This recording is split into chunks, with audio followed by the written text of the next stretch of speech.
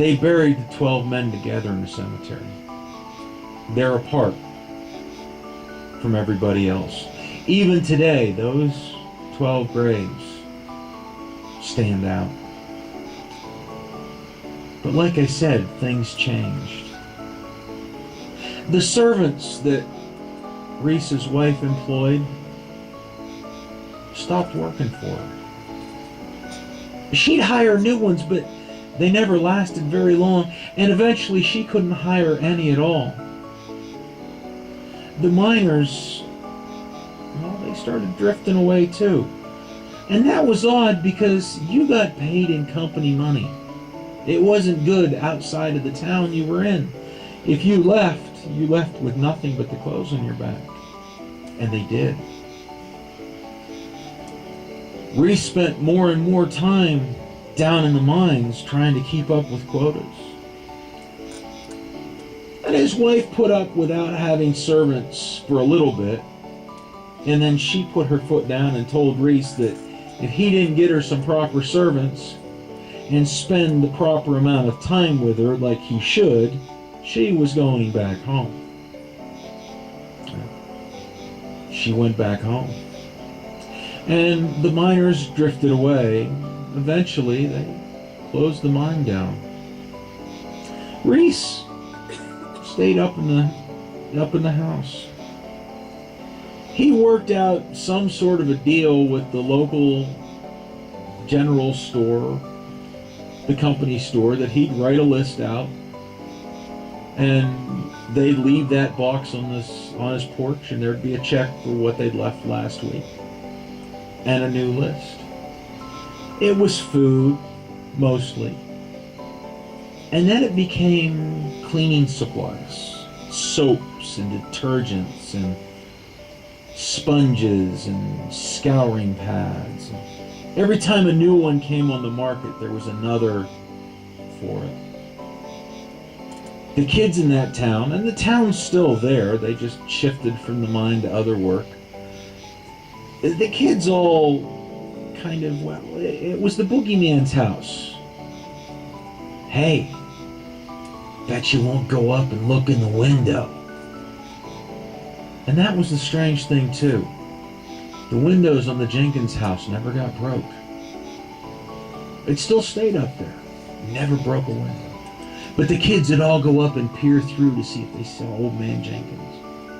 People that did see him reported a man that was more skeletal than man. Just old, gnarly.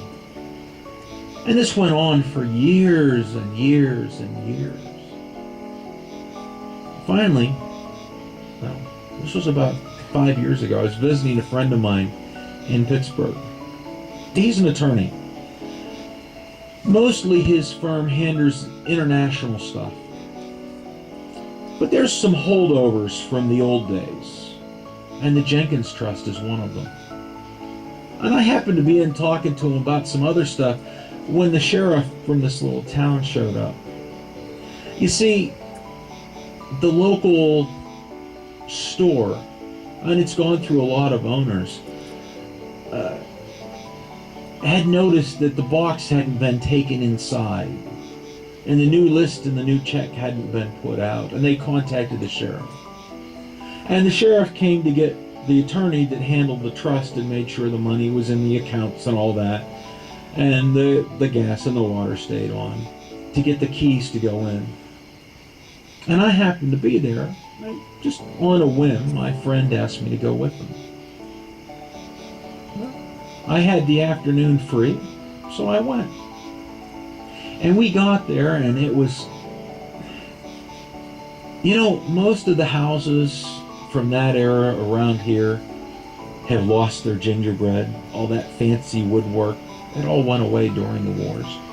Not this one. It was beautiful. It was gorgeous. The glass was still there, and it was the old glass.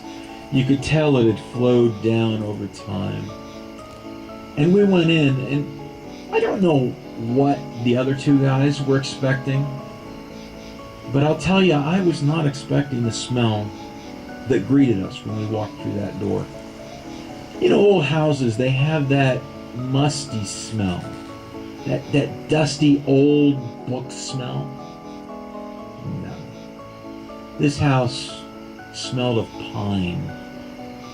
Smelled of soap. Smelled of air cleaner. But there was a mustiness behind it. And it looked like we'd walked into a museum. I mean, the tables by the door had the lace doilies on them. They should have been yellow, but they were more bone than yellow. They were old lace. And as we walked through into the parlor, it looked like a beautiful museum. And then we walked from the main parlor, the fancy parlor, into the day parlor. And we found the first one. There on the wall, it looked like somebody had made a charcoal drawing of a miner. And let me tell you, he was mad. I have never seen that much anger in a drawing before.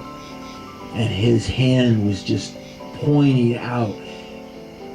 Whoever did it, it was beautiful. It was just on the wall. And we walked through the other rooms down there. There were 11 more of them. And they were all wearing this old-time miner's clothes. I mean, the hats had candles in them. The lawyer, my friend, walked up and touched one of them. He said, "Guys, that's not charcoal. I think that's coal dust." Well, now that's even something better. I mean, coal dust? That'd be great. Well, nobody had been in this house for years. So we went upstairs. We were expecting to find something, mummified corpse or something. There's nothing upstairs. The beds were all neatly made. We went through all the bedrooms. They were all clean, beautiful. That smell of soap and cleaning through the whole house. And then in what must have been the master bedroom, we found one more of these portraits. But this one was different. The man in this portrait was skinny, gaunt.